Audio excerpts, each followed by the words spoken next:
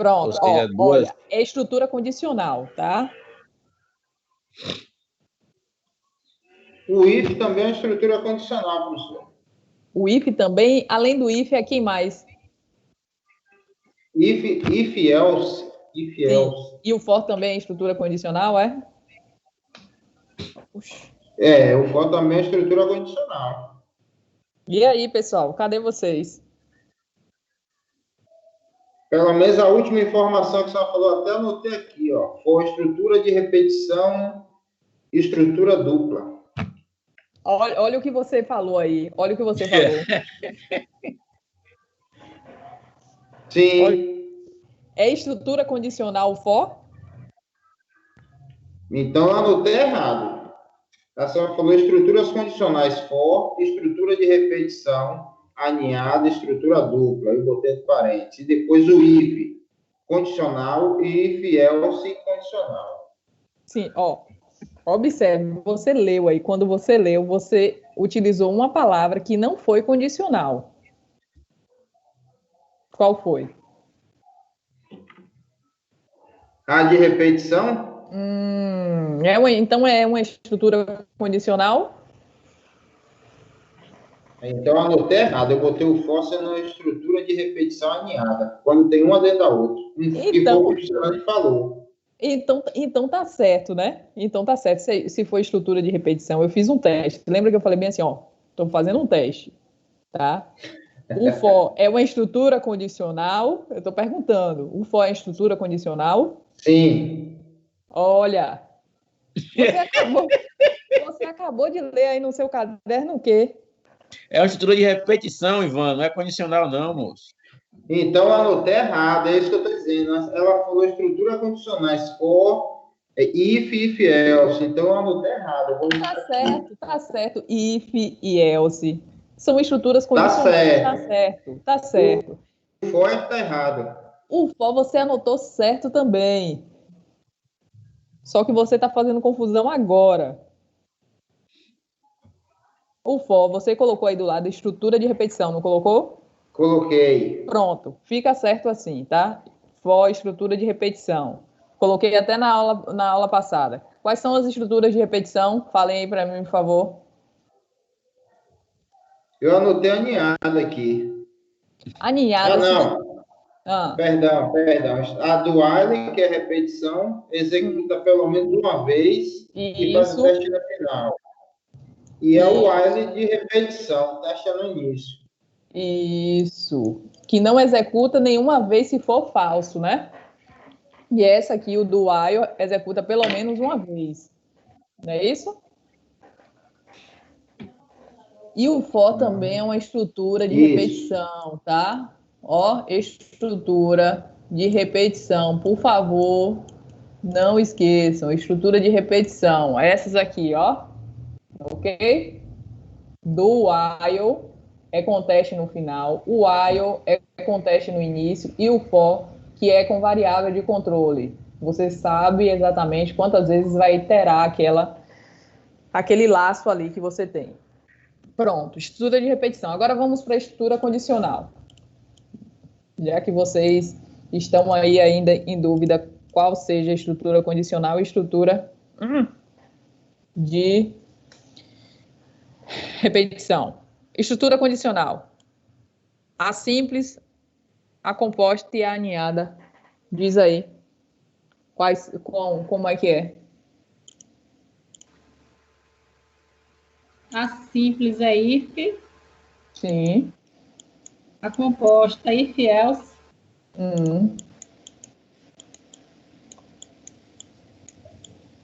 Sim.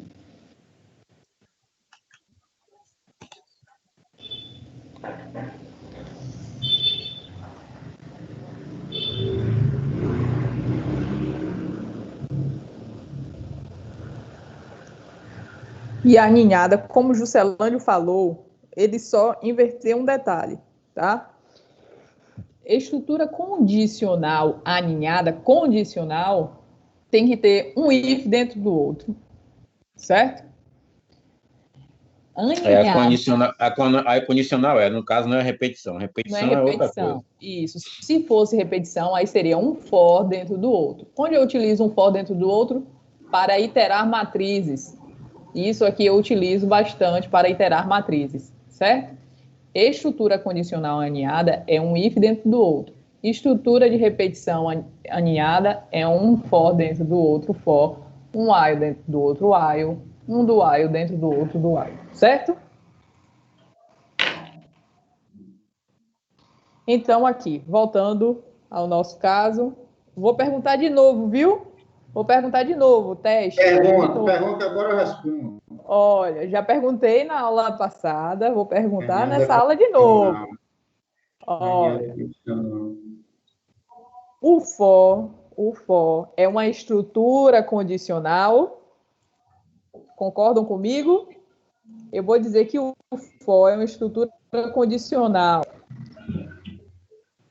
Depois de uma dessa, se disser também que é, eu vou dizer, viu? Quem concorda comigo, levanta a mão. Cadê o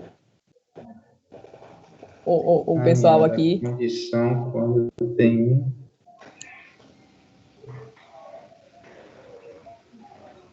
um if dentro do outro. E aí? O for é a estrutura o quê, gente? Concorda comigo quando eu digo, teste, lembra? Falei teste. Concorda comigo quando eu digo que o for é estrutura condicional? Quem concorda comigo, levanta a mão aí. Ninguém, então? Ninguém concorda comigo? Ivan? Não, professor, é repetição. Ah, muito bem, muito bem. Muito bem. Ela seria de repetição aninhada se tivesse um dentro do outro. Isso. Repetição. Certo? Então, vamos lá. Lembre-se que nessa estrutura de repetição, eu tenho uma condição inicial. Aqui, quando eu digo que I é igual a zero, eu estou informando que vai começar em zero a minha contagem.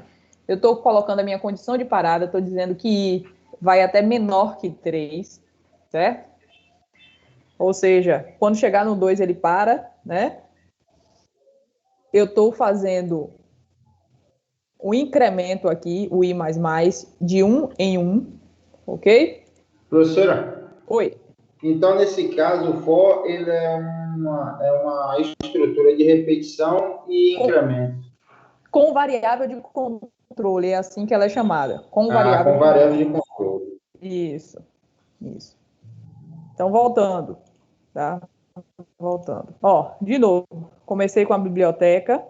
Quando ele chegou na linha 2, ele pula direto para a linha 6, certo? Porque ele vai para o programa principal. No programa principal, tem a declaração de variável. Aqui, tem as declarações aqui de variáveis, certo? Ele coloca uma estrutura de repetição com variável de controle, uma estrutura de repetição. Aqui ele coloca um printf para dizer o quê? Na tela aparecer, informe a temperatura, né? % de aí. E o i é o que vai contar aqui na hora, né? Ele vai armazenar aqui no %f, tá? Do tipo, porque é o tipo da variável, e armazenar em temperatura. Observe que esse %d aqui é diferente, porque esse %d tem a ver com o i. Esse i está declarado na linha 9 como inteiro. Esse %9 é a temperatura que a pessoa vai informar, que está cá em cima, na linha 7, declarada como float, certo? Então, se é float na linha 7, então tem que ser %f. Está armazenado aqui em temperatura, né? Com o colchete e o i, porque quando vai iterando aqui, ele vai adicionando 1 e vai colocar de 0 até 2. No caso, 3, ele vai coletar 3 temperaturas. O que é que ele faz depois? Ele vai somar. Ele pega o total, né? Que inicialmente vai ser 0, e depois vai somando com a temperatura que a pessoa digita aí no programa. Quando chega na linha 14 aqui, ele chama a função para calcular a média. Olha a função aqui. O nome da função é calcular média.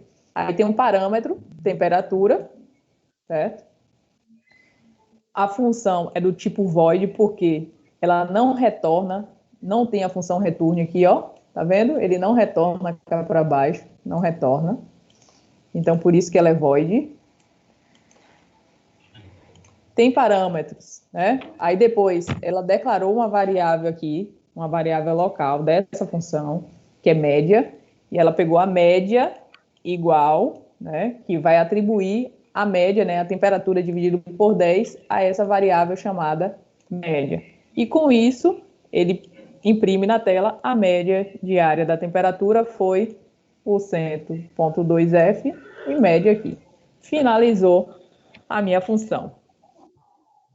Ok? Só para vocês conhecerem um pouco de função, e aí a gente passar para a recursividade. O que vem a ser recursividade? Aqui está dizendo, ó, significa recorrer a uma determinada situação, de acordo com o dicionário, e para programação é a possibilidade aqui de uma função chamar a si mesma.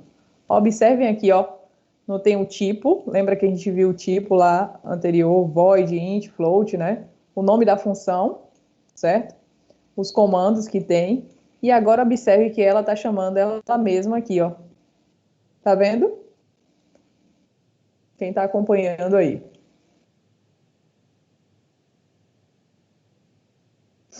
Então aqui, ó.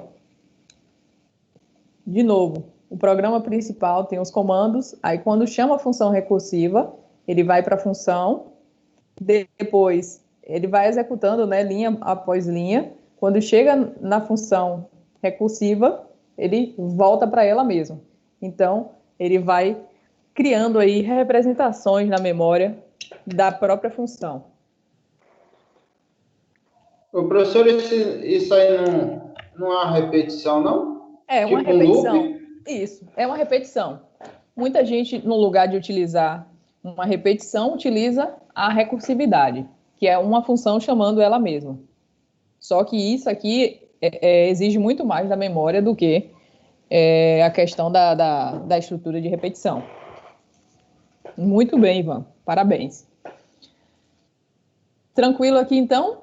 Uma função chamar ela mesma nada mais é do que uma repetição. Alguém respirou fundo aí? Foi você, Ivan? Foi Juscelândio? Não, professor, não foi, não. Bom, então vamos lá.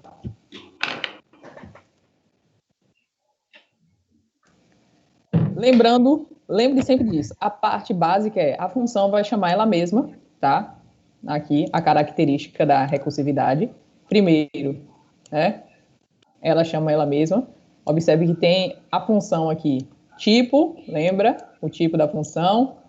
O nome da função, que segue a mesma regra das variáveis, tá? E aqui, ó, onde eu estou circulando aqui, ela também está se chamando, né? Aí ela volta para a função, criando a representação sempre da função recursiva, nesse caso aqui. Professora, a senhora tem algum programa desse pronto para a gente ver ele funcionando? Tem. Eu mostro já. Ok. Aí aqui tem também, eu preciso sempre ter uma condição de parada, porque senão o meu programa entra em loop, tá? Loop infinito, e ele não vai conseguir sair dali. Então, para eu ter uma condição de parada, geralmente eu utilizo o if, e aí eu consigo limitar, ó, se chegar nessa condição, geralmente é a condição base da função recursiva, né? Caso base, aí eu paro a minha recursividade. Vou mostrar isso aqui. Aqui. Então, o que eu falei? Que uma nova ocorrência na memória é criada. Então, quando eu vou chamando, né? Então, a função recursiva chamou ela mesma. Então, ela vai criar uma ocorrência na memória. De novo, chamou. Criou uma outra ocorrência na memória. Ela vai criando até chegar no caso base, que nesse caso aqui, o caso base é o mais simples, tá? É o que a gente consegue chegar. E depois ela vai retornando todos os valores para a instância imediatamente anterior a ela. Por exemplo, essa aqui é a instância 3, né? Então, ela vai retornar, a instância 3 vai retornar para a instância 2 e a instância 2 vai retornar para a instância 1, certo? Seguindo, olha o exemplo aqui. Posso colocar esse exemplo lá no deve ser, para vocês verem, mas só que assim, vocês não vão ver como acontece por dentro, né? Vocês só vão ver o quê?